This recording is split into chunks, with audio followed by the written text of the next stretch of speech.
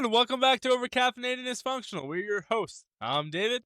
I'm Josh. Make sure to give us a follow on Spotify, YouTube, X, and TikTok. Click the link tree in the description for all the links to our social media. Be sure to like and subscribe for all new episodes.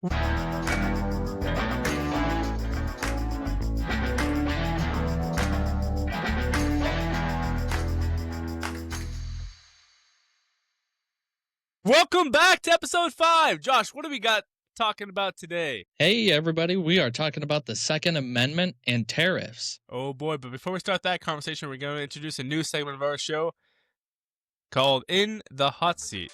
During this segment, we'll answer one of our viewers' questions or react to a video. Each host will have 60 seconds to answer the question or give their reaction. All right, Josh, what do we got today? Well, today we have Hillary Clinton's brightest moment. So we are going to give that a play and see what each other thinks. Remember, we have 60 seconds on the clock, so let's try not to overrun it. All right. The idea that you could turn the clock back and try to recreate a world that never was, dominated by, let's say it, white men of a certain persuasion, a certain religion, a certain point of view, a certain ideology, it's just doing such damage to what we should be aiming for. And we were on the path toward that. I mean, imperfectly, lots of, bumps along the way, but I agree with you. We were on the right trajectory. So, David, with that, starting off, we're going to switch it up a little bit here. All right. You are now in the hot seat. All right, now in the hot seat. So now we know who she's talking about, right? She's not talking about the Democrat Party. She's talking about the Republican Party. We're talking about the party who wants to go back to the Christian values, the people who want to have a traditional house, a traditional family, wife, husband. I mean, we're not talking about the Nazis of Germany here. We're talking about the everyday American citizen. I think Hillary Clinton has lost it, and she needs to be admitted immediately. She should have been admitted last week. She's psychotic. She's lost it. All right, Josh, that's what I got for you now. Your minute starts now. I want to start off with, what is she even talking about? Turn back the time to where there was never such a thing? Newsflash, Hillary. Our country was founded on Republican values. They held a constitutional convention about the republicanism of what our country foundation was. Not only that, they were white Christian men. So as far as I'm concerned, going back to the ways of the old is actually a good thing. We had a country that was ran properly under the Constitution. What is she talking about? Because obviously in her own delusional mind, she thinks this new age era of Democrats is something to go after. And with that, my rant is done. Well.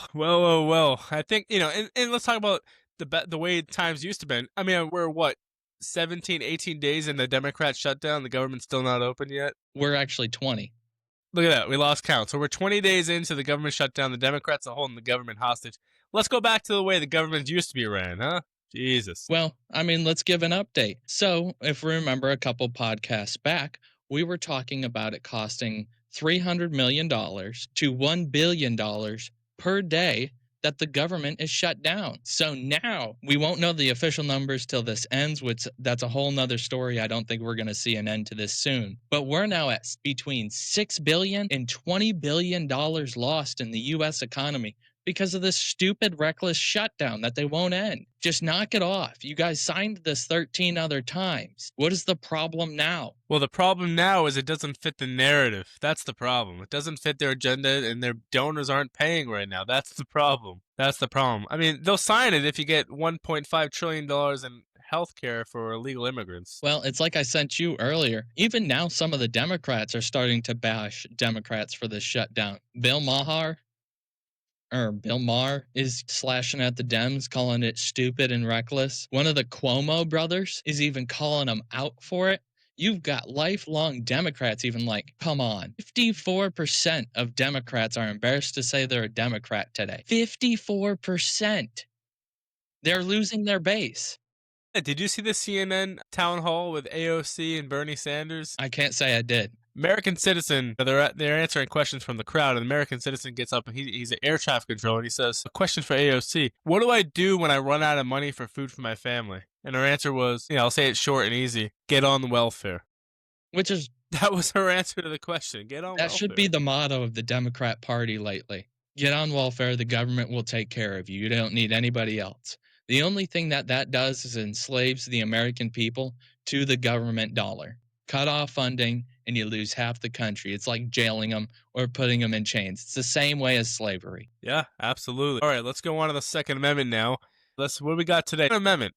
The key words there are shall not. Shall not. Well, and to clarify, when this was written, our founders were not thinking about hunting. And actually, if you go back and look at Blue Book laws is what they're called. And Massachusetts still has some of them in place. They have not been repealed. So actually, people are breaking the law today by old standard. The Commonwealth of Massachusetts, one of the Blue Book laws is that you must bring your musket to the church. Why are they telling you to bring the musket to the church? Deer aren't grazing in the field. You ain't going duck hunting with a musket. Come on. What it's for, it's just in case if the dang redcoats came up the shore, you could start fending them off again. So this notion that it was only to provide for hunting is a complete incorrect false statement that is proposed by the left. This is, and I'll say it as I've heard it many times before, the Second Amendment is there to protect the rest of the amendments. Yeah, no, absolutely. Looking back at history does repeat itself. Yes, it does. And so here's the other thing, and I've got a question for you, and I'll lead into some more of this after I get your answer. Is this a God-given right? Yes, I believe so, right? So when the Founding Fathers sat down and, they wrote the Constitution and they put this, there's a reason why this came second, right? The first is your speech, and then the second is your right to keep and bear arms. Why? You need that to protect the first one and to protect the next one and the next one and the next one. So I believe, yes, you have the right to bear arms. You have the right of free will. God gives you free will as an individual, but never mind as an American citizen. You're granted this right shall not be infringed under the U.S. Constitution born into the country. And not only that, I agree with the Declaration of Independence on this, and I'm going to read from the Declaration on this. All men are created equal and are endowed by their Creator with certain unalienable rights. And one of those rights was the Second Amendment. So if we're going to say God does not give us the right, the question we now have to ask ourselves is, if our rights don't come from God, where do they come from? Do we, the people, decide what human rights are? And if we start asking that question as a serious proposed question, we are on a slippery slope to totalitarianism, dictatorialism, you name it. We are on a slippery slope where we allow the majority. We turn into a democracy, which is completely against what our founders wanted. Our founders designed this country the way it was because the majority could be or outrule and tell people what they can and can't do. I explained it in the previous podcast where democracy, an example of it is if the 51% say, I want your bike, it is no longer your bike. Where a republic, a constitutional republic, the republic ensures the majority can't take your bike. Your bike is your bike, and it's protected constitutionally. Right. And, let's break this down a little more. So a well-regulated militia, in your words, Josh, what does that mean to you, a well-regulated militia? A well-regulated militia is to keep the government in check. If we started to go down the road of tyranny, we have the obligation as U.S. citizens to revolt and change government. We are given that right specifically in the Constitution. It tells us we can do that. And even one of my favorite presidents, Thomas Jefferson, and actually his quote was on the back of my sweatshirt. He says, from time to time, blood of patriots must be spilled to overthrow tyrants. And obviously that is not word for word or verbatim. It's a quick snippet, but you get the meaning, you get the gist. If it starts to go down that road, we may have to spill blood. I'm not inciting that we start violence. That's not what I'm going for. What I'm going to do, or what I'm doing, is educating on what the founding was and what our obligations are under the Constitution and what rights we have. Right, and the second part of this is saying being necessary to the security of a free state. So you need to have that well-regulated militia to be necessary for the security of a free state. Without the well-regulated militia, there's no free state. Without you owning a firearm and being able to, rule against tyranny and, all the other bad stuff that comes with that, there's no free state. And then it says the right of the people to keep and bear arms. That tells you right there, as a citizen, you have the right to keep and bear arms. And the final part of that shall not be infringed, meaning they can't take it away. No, or make unjustifiable laws against it. So even, and I'm going to tag another point here, the people that are like, oh, it's not for self-defense. I've got an argument against that because even one of the founders said it was. Here is Eldridge Gary, a delegate to the Constitutional Convention and the United States' 5th Vice President. Self-defense is a primary law of nature, which no subsequent law of society can abolish. The primeval principle, that immediate gift of the Creator, underline that Creator, obliges everyone to resist first reproaches of tyranny. So self-defense is encapsulated in this. And even James Madison goes into this a little bit with Federalist 43, transcendent of law of nature and nature's God. So it is undoubtedly a God-given, unalienable, creator-given right. And we as a people, as an American people, as a society, have the right to responsibly own firearms. Right, and that key word responsibly, and that goes, if you look at the United States versus Miller, after that ruling came down, the court also upheld a federal firearm statute prohibiting convicted felons from possessing a firearm. Now, Josh, do you think the court ruling that if you're a convicted felon, you can no longer be in possession of a firearm at any time, do you think that's a blatant violation of a person's rights? I do. What are your thoughts there? I do think it's a blatant violation of people's rights. Now, there is a stipulation to this. I believe violent offenders, so assault and battery, say murderers, attempted murderers, any violent crime, drug traffickers, I agree with them not being able to own a firearm. On the other hand, if you got caught for writing a bad check or bad checks because it takes multiple, or racketeering, if you're in a non-violent setting, like you're not working for the mafia, I think that's an overreach. And I think that's an abridgment. Now, we don't have to go straight to giving them the firearms back. And we've talked about this. Why not run a point system? Okay, you went to jail for money laundering for an investor. We'll just say that. And it was nonviolent, but it's now a felony. You get 50 points for it. You serve your time. It comes down by half if you serve it with good service. Then it takes 10 years to work those 25 points off. Then you get the right to vote back and you get your Second Amendment back. There has to be a road forward to give these people the help they necessarily need. And across the board on felonies, I believe we should have a point system that allows it so they don't have to report it, make it easier for them to get jobs and get back into society. So what do you think, how do you consider someone being rehabilitated and being in possession of a firearm? What would be your way to determine that a felon is now legally allowed to be in possession of a firearm? And who has the right to say that? Well, that would be something that you could do state by state. So and I'll put it this way. There are currently 29 states with constitutional carry laws, meaning you don't need a permit, permitless carry. You could have a state vote that sets forth the point system, how long it takes for those points to come off, who's eligible for this point system, and what they're eligible to gain back. Go to the people. The people are the center of our republic. We have the power. We hold the government accountable, and the Congress holds us accountable at the same time. So how do we get the most bang for our buck in this in this republic? Bring it to the people. Say, here, vote on these set of standards. And if you get a widely popular opinion, each state goes, yep, this is what we're for. And then you vote for that inside of Congress. So basically use it the same way the Electoral College runs. Do you think that might be giving government too much power? No, because it's centered around the people. Okay, I see what you're saying there. All right. So it's like you know how you can win the presidential election without winning the popular vote? It's the same standard. Okay. So your people vote in their state.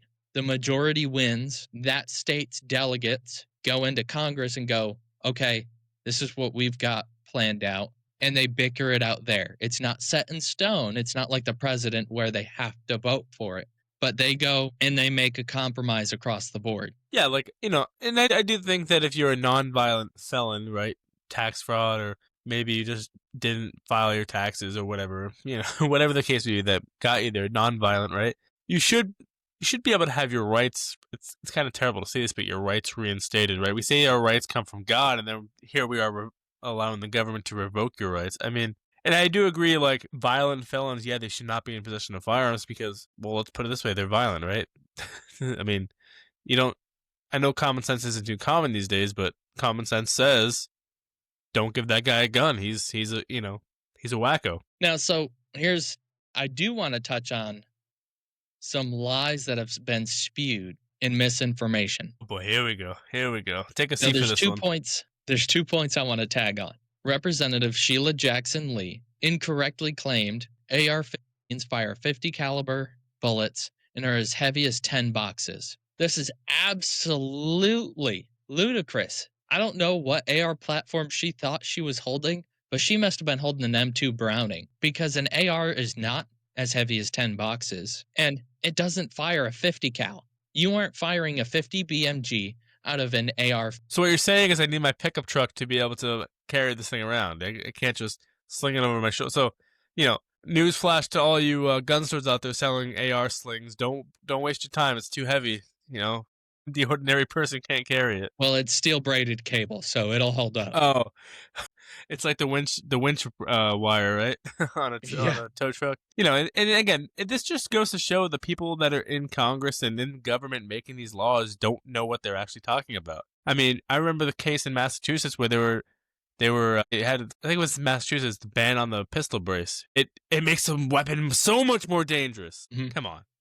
And address it's an assault weapon. Anything can be an assault weapon. I have an assault phone. Stand by. I'll throw it at you. If I hit you with my car, that's now an assault car. Are we going to start regulating cars? Well, if I go bludgeon someone with a bat, that's an assault bat. Are we going to restricting bats? What are we, the frickin' UK? Chainmail next? I will tell you, the state of Massachusetts, I don't know if the state does, but I know a few of the towns in Massachusetts, they have a knife ordinance where you're not allowed to carry a knife. True story. But then these same people push for an assault weapon ban. Most crimes in America are committed with a handgun, a pistol. I am so glad you brought up handguns. Here's another lie that was spewed. Boy, let's hear it. But by one of our most recent presidents, Joe Biden, and I quote, "They said a 22 caliber bullet will lodge in the lung and probably get it out.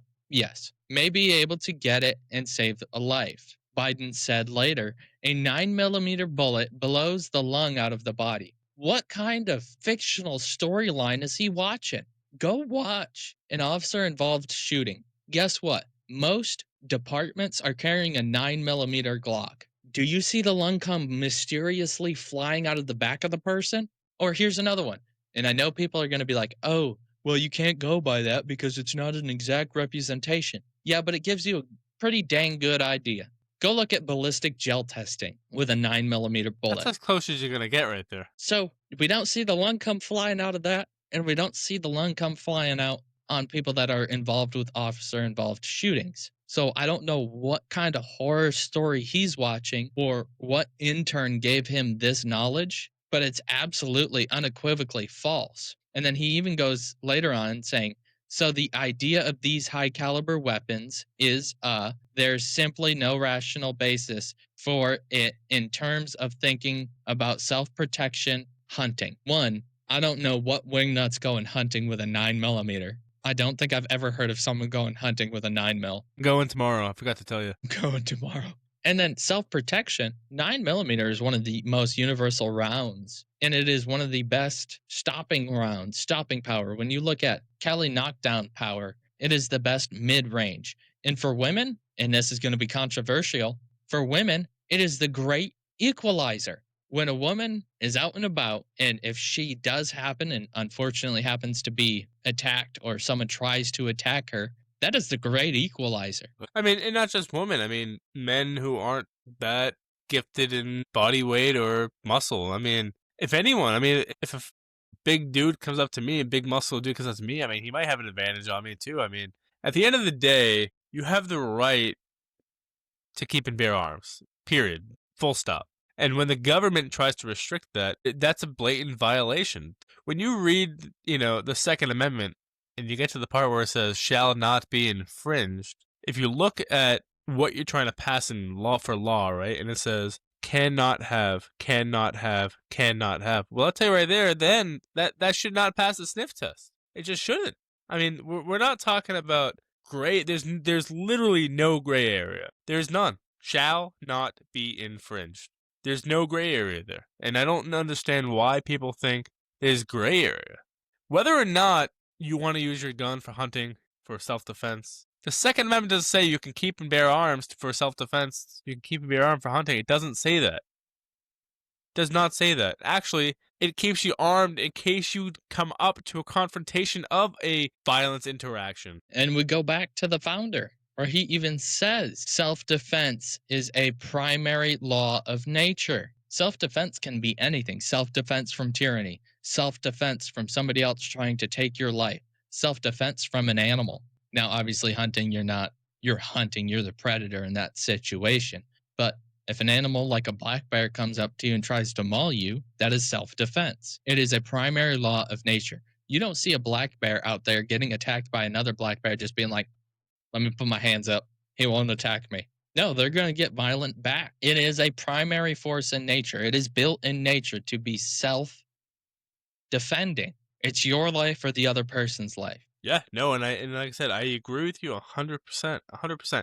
And this includes every type of what they would consider a firearm, right? Do you think this covers pepper spray or OC spray or pepper ball guns? Where do you think that's brought into the equation? I don't think the Second Amendment covers that, to be honest with you. Now, I think people should be able to own them. I don't think there should be any restrictions on them. And honestly, less than lethal rounds? Okay, let me put it this way. What would be your opinion of a felon being in possession of a pepper ball gun? I don't see a problem of a non-violent felon being in possession of a pepper ball gun. I don't see that why it would be a problem for them to be in possession of a can of mace or a can of pepper spray. I don't see why. I mean, if they can't, Josh, you're getting excited on me here. What do you got? I can't believe it took me so long to think of this. You know primitive arms, right? You know they're not classified as a gun, right? I did not know that. A felon can go buy a black powder rifle. Really? Yes. In the state of Massachusetts now, they've outlawed it, but there is no federal regulation on a felon owning a crossbow, a bow and arrow, or a primitive arm. Can you imagine you Coming walk out with a outside, flintlock? you walk outside and a guy's chasing the dude down the road with a bow and arrow? All I think of is a guy chasing someone down with a flintlock yelling, "Tally ho!" Yeah, so I'm looking right here. A federal law prohibits felons from possessing firearms, which are defined as weapons using explosives. Crossbows do not fit the definition, so federal law alone does not prohibit a felon from owning one. But state or local laws may. Yep. There is no federal law. It just popped into my head. That's why you saw me get giddy. It says here that if you get out on probation or parole, the term prohibit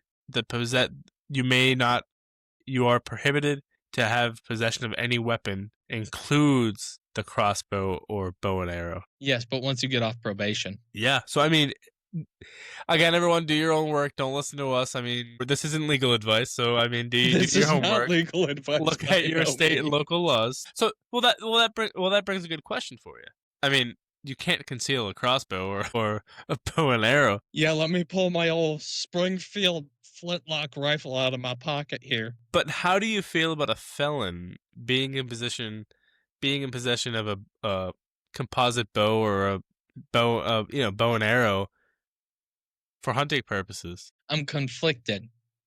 That's where I'm at. Non-violent, 100%. Violent, no. I mean, the same damage you could do with a pistol, you could do 10 times worse with a bow. Yeah. No, that's why I said non-violent. Okay. Violent, maybe not so much. And I think you might have to check me on this, but Massachusetts made it so misdemeanors can't even get firearms. Really?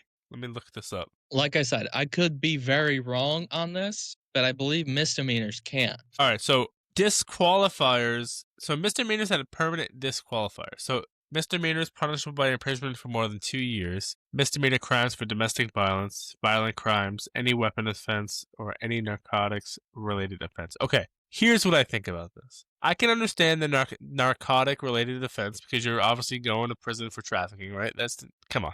And the Any domestic abuse. any weapon offense. I mean, that makes if you had a firearm illegally, I mean, you're pretty much considered violent at that time. Violent crimes, domestic violence, and then we go to misdemeanors punishable by imprisonment for more than 2 years. So if you go to jail for tax fraud and it's a misdemeanor fraud, not a felon fraud, what does that tell you? That's the same scenario. But that's not what the Supreme Court ruled. Supreme Court said specifically felons are prohibited. Felons. Yes. Having a misdemeanor isn't a felon. No, it is Isn't not. having a felony. So do you think that's a complete violation? I believe it is. Although I do agree with the stipulations about the violent offenders. Because no matter what, I mean, a misdemeanor violent offender is only a step away from a felony violent offender. So in that case, I do agree with the state in saying that they cannot own a firearm. Yeah, so here it is. After the Heller decision concluded, the court clarified, however, that nothing in our opinion should be taken to cast doubt on long-standing prohibitions on the possession of firearms by felons and the mentally ill, or laws forbidding the carrying of firearms in sensitive places such as schools and government buildings, or laws imposing conditions and qualifications on the commercial sale of firearms among the lawful regulations. Now that's another question. We get to talk about gun-free zones. Do gun-free zones make us more safe? Let's be honest. Or are we just sitting ducks? No, because now you're just telling the person that wants to commit the crime that nobody has firearms in that zone. So we're sitting ducks is what you're saying. Almost like every other mass shooting, right? Every school shooting, every church shooting. I mean, come on, people. Use your fucking common sense. Like you said earlier, common sense ain't so common no more. You know, if you're looking to act violence on anybody, where are you going? You're going to a place where you know there ain't any other firearms. And I'm sorry, but one resource officer per school, that's not going to do anything. That's not, because I guarantee you, 96% of the time in these events, and there was a first responder on scene, resource officer, they weren't in the right place at the right time. I can almost guarantee you they weren't in the right place at the right time. No. So here's one thing that we've heard in past, and I want to get your opinion on. And it's brought up because of this Supreme Court case that went down. Now, it's already been ruled on. I'm not going to tell you the ruling just yet. Smith & Wesson brands versus Mexico. Mexico sued or attempted to sue Smith & Wesson over what people do with their firearms. This case involves a lawsuit against firearm manufacturer for negligence and product liability, alleging that the company should be held responsible for the harm caused by its firearms. What is your take on that? And I ask this because in previous years, we've had this same question brought up. Here's my answer. So if a plane falls out of the sky and I'm on there and I die, can my family sue Boeing? If I get hit by a Honda Civic, can my family sue Honda? If I throw my phone at my neighbor, can he sue Apple? Come on, people. The company isn't liable. No one is liable for what someone else did, right? So, like, if I committed an act of violence on somebody, does that make you responsible? Does that mean, can you do my time for me, Josh? You want to do my time? If I bludgeon someone with a slugger bat, slugger is not responsible. This is one of the only things we do this with. We try to make the manufacturers held liable, and the purpose of it is so they no longer sell to American citizens. Why would they think that? Wait, that's right. That's one of the first steps to tyranny. You disarm the public. It's a lot easier to control a public that is unarmed.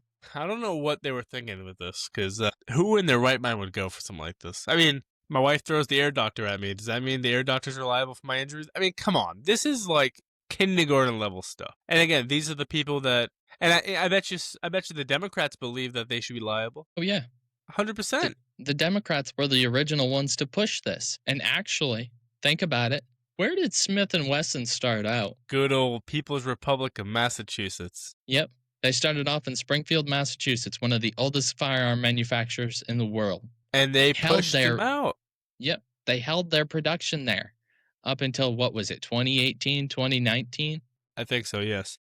And then they were moved to Smyrna, Tennessee, because the state is more friendly to firearms. It's ridiculous. They pushed out a huge portion of tax dollars. I mean, I don't know what Smith & Wesson makes annually, but I can tell you it's a crud load. And how much do they put back into the state? Yeah, not only through the payroll, but taxes that they pay. I mean, simple math. 1 plus 1 equals 2. And they actually, Smith and Wesson, I applaud them for this. They offered to bring people to Smyrna, Tennessee with them. And a lot of them chose to. So Massachusetts lost a lot of residents. That's more tax dollars that that state just lost. I am not a proponent for taxes. I think taxation is theft. So I'm not saying I agree with taxes, but in this purpose, they lost tax dollars, which is revenue for the state to actually put into the state, even though we both know most of the funds does not go to the state. So I You had, just what was it, Prop 29 that passed by 72%, and they still have yet to audit the legislature because they think they're above it. they're above the law. We all voted on it. It passed. Yeah, by 72%. Yep. So the first fiscal year 2020, for the first quarter of fiscal year 2026, deferred income taxes were $10.260 million. So yeah, Massachusetts lost a big chunk, a huge chunk. But that's businesses leaving. How about the citizens that live here that know that their rights are being infringed on that are leaving? People are fleeing the state, moving to friendlier states like New Hampshire, Texas, Florida. I mean, did you see the video of that sheriff down in Florida? I know exactly who you're talking Is it Cook County or something? What's his name? I'll find it. He's like, last night, resident shot and killed an intruder. Do us a favor and shoot him so save the taxpayers money. That was awesome. But, this goes to show that, and the problem is the Democrats in these states like Mass and California and even New York, really, they're trying to ban firearms that are considered daily, everyday use firearms. These aren't machine guns, but no one's advocating for us to be walking around with machine guns. Grady Judd. Yeah, that's it. Grady Judd. Yeah, that guy is a legend. He's a sheriff for Polk County. Polk County. That's him. He's How do you think Massachusetts would or California would react with the sheriff? I can tell you from California's Republican governor nominee. He's not a nominee yet. He's running to be the nominee for the Republican Party. They're already losing their ever-loving mind. Massachusetts, if they had Grady Judd as a sheriff, would lose their ever-loving mind. But the funny part is they couldn't do nothing to him because he's an elected official. Yeah. That's why, and for people that don't know, a sheriff can kick the feds out of the county. So it's crazy. I don't know what these Democrats are thinking when it comes to gun control. Obviously doesn't work, because if it did work, guess what we wouldn't have? Gun violence. I said this in another episode. Criminals do not follow the law. Yes, criminals don't care. Not only that, the more you outlaw stuff, the bigger the black market becomes for it, meaning people can find guns easier without going through the proper channels. And something else I want to dispel. Getting a gun is not easier in other states. It might be easier to get a permit, but getting a gun, you still have to go through the same background checks. Alabama has the same background check process as Massachusetts. It's a little bit different because each state does it a little bit differently, but it still has to all go through the ATF who runs a background check. Again, that's another misinformation. The Democrats are telling, their talking point is you can just walk in any store and pick up a gun whenever you want. They're forgetting to tell you about the background checks and the paperwork you got to fill out every time. I mean, if you go in and buy a firearm tomorrow or today, you go back tomorrow, you're going through the same process again. In some states that aren't set up just like Massachusetts is, where you're already in the CGIS system, you have a 3 to 7 day wait period, depending. Now, it also depends. Are your prints already in the system? Are you already known? Sometimes if you've already had a background check run on you by the FBI, if you've already gone through certain processes, you get them back same day within a half hour, but they're still running the same processes. It's not just, here, yep, you live in Texas now, here's your free pistol. No. And actually, the FFLs get caught doing that are hugely liable. Yeah. It's ridiculous, the thought process that just because you move states, it somehow becomes easier to buy a firearm. It does not. No. It might be easier to obtain a permit. And in some states, like a constitutional carry state, you don't have to have a permit. But if you're a felon, you're going to get rejected by the ATF. Absolutely. Yeah. I mean, so where do you think your right to the Second Amendment ends, Josh? Your right to Second Amendment ends when you violate other laws in a felony or heinous matter. And or heinous matter. What do I mean? If you go and try to assault someone, and I'm not talking about your standard assault, I'm talking about SA. If you go and try to aggravated assault, which means you had some sort of a weapon involved, you attempt to murder someone, you murder someone, domestic violence, those things end. Now you're right to Second Amendment. Now you also have to be careful when invoking your Second Amendment. One, read your state laws and legislation, because those are highly important for you to stay on the right side of the letter of the law. The other thing, if the threat is running away from you, don't shoot at them. You aren't protected there anymore. If they are running away, they're considered neutralized. Not necessarily neutralized as in KIA, but they're no longer a threat to you. There's no need for you to use lethal force anymore. So read your state laws, go get training, talk with people that have been in the gun community, and then also practice. The part about being a responsible firearm owner is practicing responsible habits. If you are going to conceal carry, go and practice at a fire range. Put dry fire hours in. Go buy some of the snack caps, put them in your chamber, sit there and dry fire. Learn the ins and outs of your firearm. Take it down, put it back together again. Read the manual. And then remember the 4 cardinal rules. Do you remember what those 4 cardinal rules are? Yes, I do. Never point the firearm in the direction at which anything you do not wish to destroy. Treat a firearm like it's always fully loaded. Always. And I repeat, always. Keep your finger off the trigger. Keep that booger flicker off that friggin' trigger. And there's one more, and I don't remember what it was. But I got the 3 most important ones. Yes. So always know what's behind your target. Oh, yeah, that too. Yeah, that's important. Yeah, you need to know that. So, and then choosing, if you are using the firearm for self-defense, choosing the right ammo is a huge part of that. You have to know some of the ballistics of what it's going to do. How does it interact? You need to know these things to be a responsible gun owner. Your right ends the minute you give it the right to end. So you enact something that might be considered a felony. You enact something that's considered violent. You are outside the scope and bounds of self-defense. You are outside the scope and bounds of hunting. Yeah. Yeah. What do you think? All right. I need your opinion on this one. What do you think about retreat states where if by breaking down with a firearm, you have to escape or try to retreat before you are able to defend yourself? I'm going to pull the Marine Corps motto here. Retreat hell. Retreat Do you know over the full my saying dead. of that? No. So I believe it was World War II. It might not have been World War II. I can't think of which war it was. But the Marines came in, Army said retreat, and the Marines said, retreat hell, we just got here. So, Oh yeah, I just looked it up right here. So it says, a retreat hell is a famous phrase that originated from 2 different U.S. Marine Corps events, signifying a refusal to give up in the face of overwhelming odds. The most cited version comes from the 2nd Battalion, 5th Marines, during the Battle of Belleau Wood in World War One. Belleau yep, World War One, where Captain Lloyd W. Williams famously told a French officer, "Retreat! Hell, we just got here." A similar related quote is attributed to General Oliver P. Smith during the Chosin Reservoir campaign in the Korean War. "Retreat! Hell, we're just attacking in different directions." Oh, that's funny. Which, if you don't know anything about the Chosin Reservoir, the Marines were farming the Chinese for double points. My God. It was bad. Wow. The Marines were outnumbered like 5-1. Actually, I think it was more than that.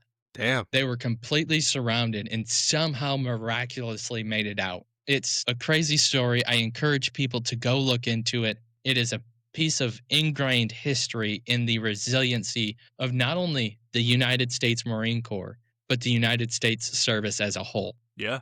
No, it shows the strength for sure. My approach is the same. If you are in your domicile, you should not have to run away. If you are in your home, you should be able to stand your ground. Because think about it. If you have to make all reasonable attempts to leave, you now have to try and get your family out too. Because some of the things that people don't realize, if you are in a self-defense shooting scenario, again, this is not legal advice. Go ask a lawyer. But this is always what I've gone by and what I've seen lawyers and attorneys talk about was, 1, tell the officers you are willing to participate, or you are a willing participant but you are going to hold your Fifth Amendment right until you talk to a lawyer. Talk to a lawyer first before answering questions. Be respectful and don't resist. You're going to get put in the pretty silver bracelets no matter what happens. 2, always, always leave the scene the way it was. Because if you change anything, it could hurt your case. Yeah, it looks like you're trying to cover something up. 3, you have to pass a reasonable person's test. What does that mean? That if you and I are in the jury, we as reasonable people would have made the same choices at the same time in the same situation that took place. So it not only puts your life at risk, it puts others' life at risk because now you have to chase down, if you're sleeping, you have to chase down your kids, try and get them out. You're putting their life at risk trying to run around the house and trying to get out. So, no, I don't agree with it. You should be able to stand your ground. Stand firm. Yeah. No, and I agree. And that's what the castle doctrine, right? Castle doctrine. Castle doctrine or stand your ground state. Now, be careful with this castle doctrine because some states have a modified castle doctrine. So, you really, again, we urge you to go look at your state's laws because it is different for every state. And if you're in possession of a firearm, you should know your state's laws. That is part of being a responsible Be firearm owner. responsible. Be responsible. So there was one other thing I wanted to ask you. I'm trying to recall it here. Don't remember.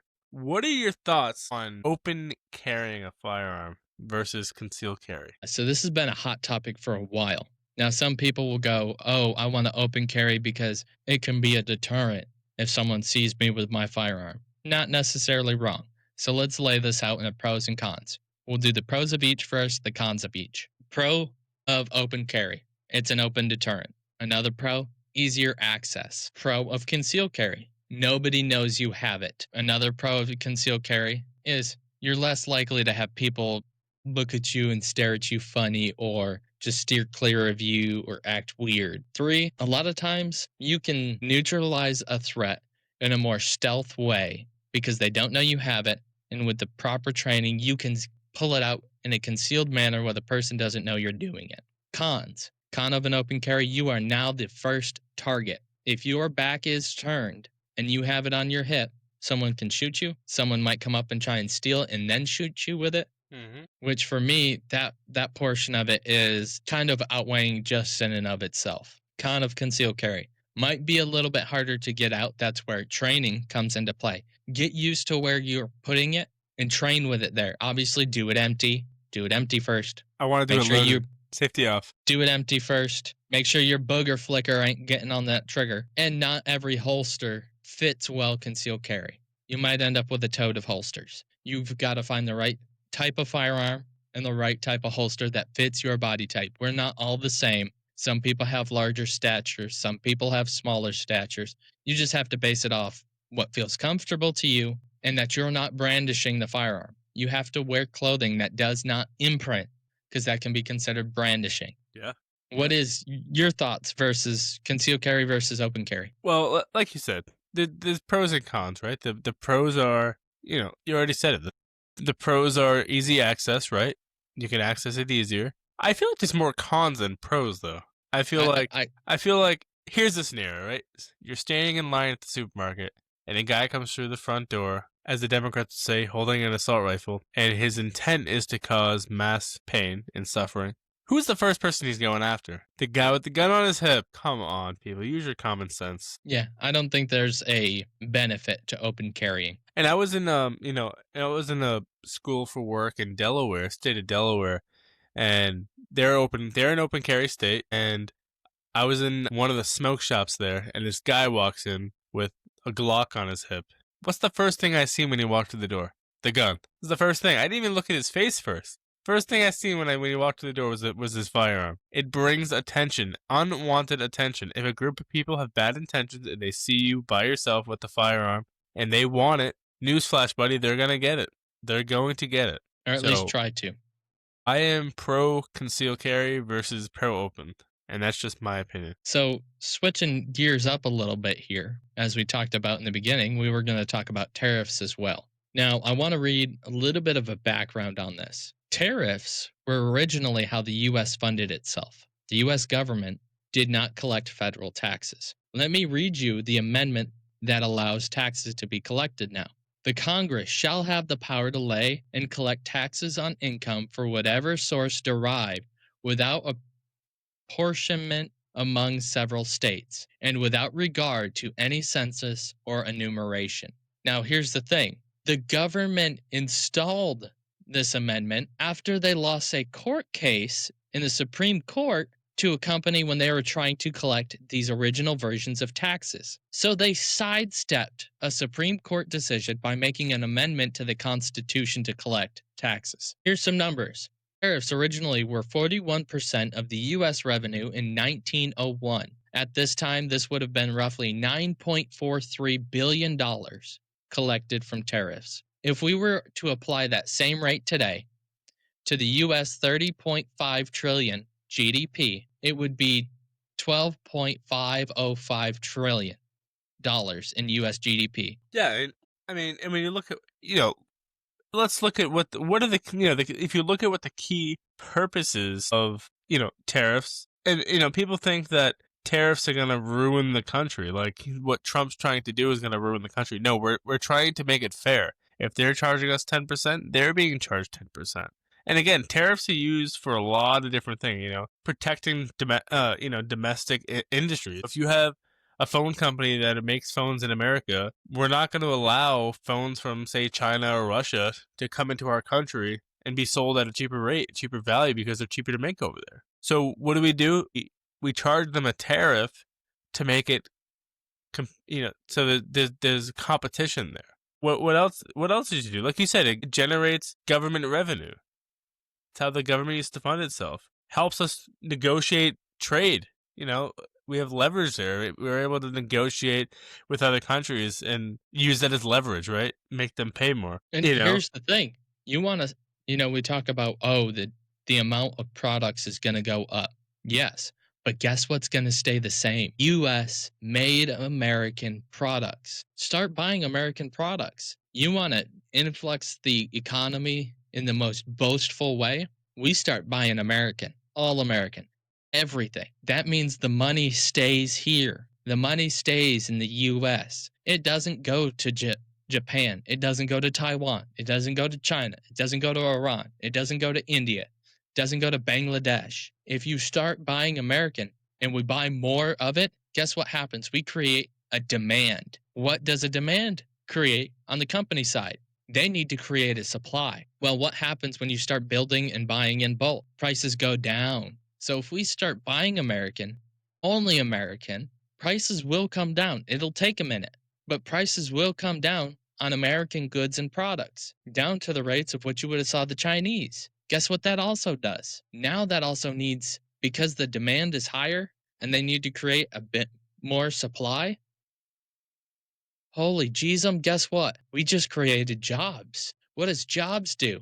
Drops the homeless population, drops the unemployment rate, builds the middle class. So it's not this game to tick off the consumer. It has an all-around effect on our economy. Yeah, and and buying local too also makes it so we're not supporting harsh working environments overseas as well. You got children and women and men working in these sweatshops over there, making 5 cents an hour, for your shoe to be shipped here, to pay whatever you're paying for. It doesn't matter what you pay for, but you're inadvertently supporting those work environments, and it's terrible. It's terrible, and it's a terrible thing. It is. You are essentially funding Chinese poor work environments. These people, anybody that's complaining about the tariffs, you're buying Chinese, Indian, Taiwanese products, and not all of these countries have horrible work conditions, but a lot of them do. You claim you care about human life, then why are you supporting a Chinese shoe manufacturer that might have some of the poorest conditions for their workers? You're not helping anything. You're complaining because the cost is higher and your Chinese goods are cheaper, but then on the same token, you're like, we need to fight for human rights. That blouse you just bought was made in a sweatshop in China with some of the most egregious working conditions. What are you talking about? No, I agree. And so here's my question for you. Now, the Trump administration, they're playing with tariffs right now for leverage, right, across the world. And do you think what the Trump administration is doing right now, do you think that is a good thing for our country, or do you think it's going to hurt us in the back? I think it's a good thing. I mean, you look at it, we had what, $500 billion trade deficit? Come on. And not only that, you want to take a hard look at who started tariffs and who was a proponent for tariffs, especially on China? Go look at the Democrat Party in the 90s. Hillary Clinton was on the floor proposing higher tariffs. Nancy Pelosi was on the floor proposing higher tariffs. Chuck Schumer was on the floor proposing higher tariffs. Bill Clinton was on the floor proposing higher tariffs. Obama was trying to impose higher tariffs, although he was widely unsuccessful in the fact. And then not only that, the tariffs that Trump installed in his first administration were left over and through the Biden administration. So if we are so scared of tariffs and tariffs are so bad, why were the Democrats of the 90s and why was Biden allowing and proposing for tariffs? Why is it now all of a sudden the boogie monster? Well, that's all of Democrats' policies. They've flipped on everything. They flipped on deportations. They flipped on everything. Yeah, and we've talked about this now. 54% of their base is embarrassed to call themselves a Democrat. Another thing, I can't remember her full name, Jean something, the former press secretary for Joe Biden, said she is Jean Pierre said she is completely disgusted by the Democrat Party and she is now moving over to be an independent. Go figure. Cuomo, one of the Cuomo brothers, is now bashing the Democrat Party. All these people are coming out, waking up, smelling the coffee, and being like, what are y'all doing? That is not the Democrat Party of old. They're focusing now on the 1% and completely alienating their base. I mean, I'm not going to complain because it allows for more conservative values to come to fruition, which is, I think, going to be a better thing. We need to get back to the Republican state or the republic in which we are. And not only on top of that, this is going to be my biggest grievance. I did see something from the AOC and Bernie Sanders little rally, and I'm not sure if you saw it. There was an American flag hanging somewhere in their little rally area, and a group of participants put the Palestinian flag over the U.S. flag and started cheering for it. They were perfectly A-OK with doing it, when the people in Palestine would have most of them hung, hit with rocks for what they are standing for, whether it's homosexuality, transgenderism, socialism of some sort. They run under Sharia law. These people are not your friends, and they didn't call it out. Why didn't you tell them, that ain't the place for that? Stand up for the American values. We aren't a perfect country, but I can tell you one thing. We are the damn best country on this earth. Yeah. We have a bad past, yes. Do we have a rocky road past? Yes. But do we always try to make amends for the best of the republic? Yes. We always try to do what's best for everyone in the country. Starting to basically hold another flag over this country's flag while living in this country is completely disrespectful and unfounded. And our founders are rolling in their graves because of it. Yeah. Isn't that a violation of the flag code as well? I don't know if it's a violation of the flag code, but morally and ethically, these people should be ashamed of what they did. Yeah. No, I agree.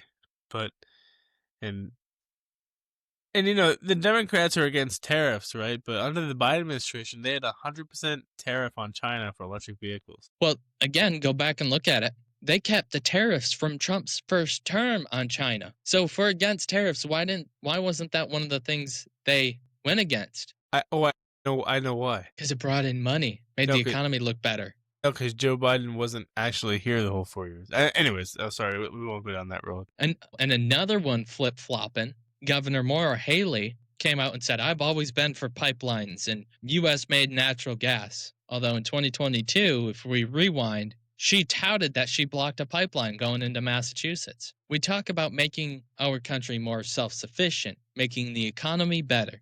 And you want to do that without tariffs? Stop putting stuff and roadblocks in place that make it so the cost of living goes through the roof. Constant flip-flop.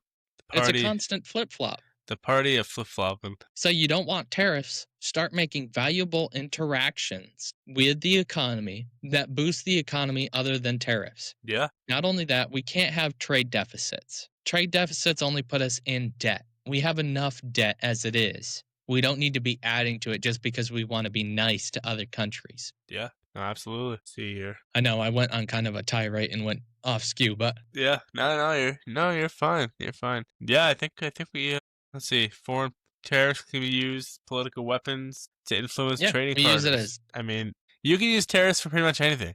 yes, you know, can. Trade negotiations. Obviously, the biggest one was is government revenue. We use tariffs to make money, and it's only fair. If a country is charging us 35%, why shouldn't we be charging? Why shouldn't we charge them equivalent? It's only fair. If we're gonna pay a 35% tariff to get our goods there, why aren't they gonna pay to get it here? Yeah, and if they're going to block us out of their market, why are we letting them have free reign of ours? And before the Trump administration, correct me if I'm wrong, most countries were taking advantage of us in that. Yeah.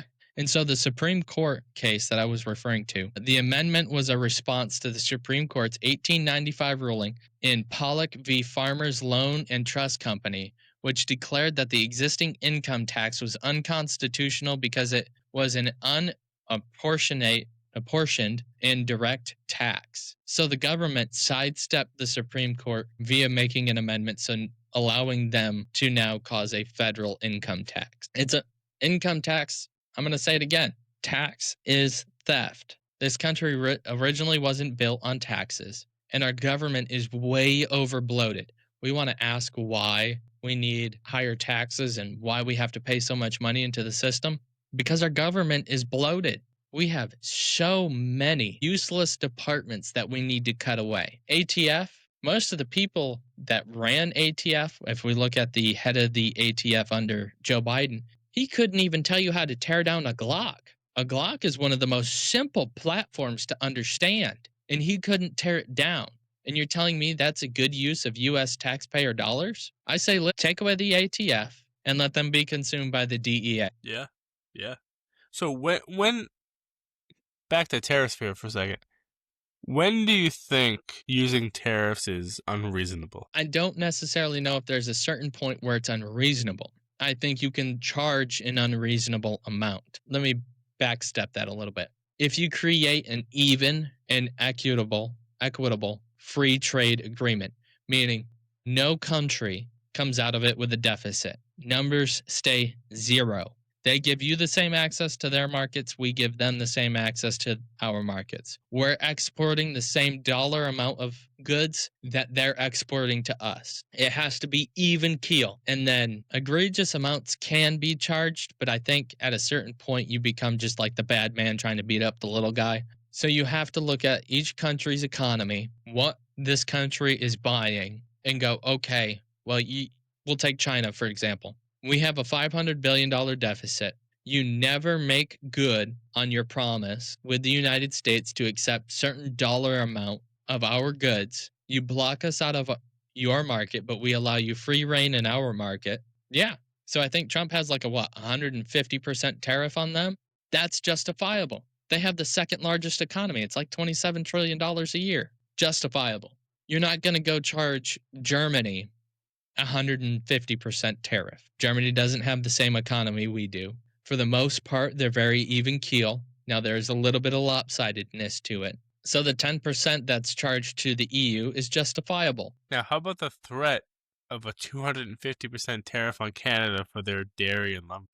Honestly, I think that's good business because just simply the threat of doing it, he's already imposed it. He's already imposed tariffs on these countries. So now when you come up with a threat, it doesn't look like you're holding an empty hand of marbles. You've actually got what you're going to do, and you've done it already once. What's going to stop you from doing it again? It forces them to come to the table, negotiate evenly, and make a deal that's equally profitable to each country. That's the thing. We have to have, not every deal is going to be perfect. There might be a lopsidedness here, there might be a lopsidedness there, and that's where tariffs can kind of even that out. But you have to come to the table and talk. We can't let other countries take advantage of our generous and free will. Yeah, no, I agree. And And like I said before, you got to use it. Sometimes you got to use tariffs as political leverage, right, to get what you want.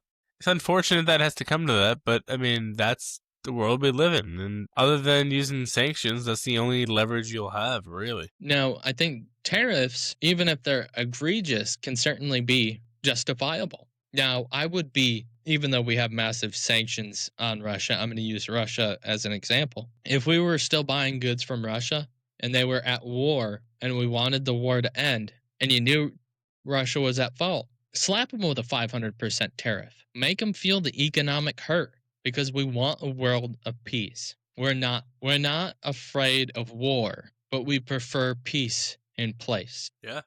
Yeah. So if we have to, US has the largest economy in the world. Let's start using it to create peace negotiations, to start creating free trade around the globe. We got to stop being the world's police. Now, I agree with all of our locations and where we're at, but tariffs will help support that. That's like you paying us for military protection.